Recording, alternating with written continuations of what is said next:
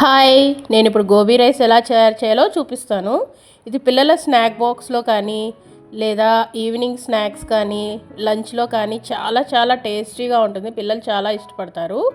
దీనికి కావాల్సిన పదార్థాలు టమాటాలు, ఉల్లిపాయలు, మెంతికూర, పచ్చిమిరపకాయలు సన్నగా తరుక్కోవాలి. తరగ పెట్టుకొని ఒక పాన్లో ఉల్లిపాయలు, పచ్చిమిరపకాయలు, టమాటాలు వేసుకొని బాగా వేపుకోవాలి. వేపుకున్న తర్వాత మెంతికూర సన్నగా తరుక్కొని దానిలో వేసుకోవాలి.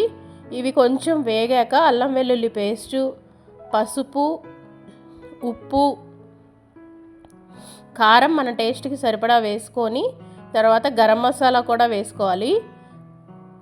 వేసుకొని బాగా ఫ్రై చేసుకొని ఉడికించిన రైస్ ఉంటుంది కదా, ఆ ఉడికించిన రైస్ మనం ఎంతకాలం అంత వేసుకోవాలి. నేనైతే 1.5 డబ్బా వేసాను. తర్వాత గోబీ ఫ్రై చేశాను కదా, అవి సన్న సన్న ముక్కలుగా తయారు చేసుకొని దానిలో వేసుకొని కలిదిప్పుకోవాలి. ఇలాగే చికెన్ అయినా వేసుకోవచ్చు, పన్నీర్ అయినా వేసుకోవచ్చు.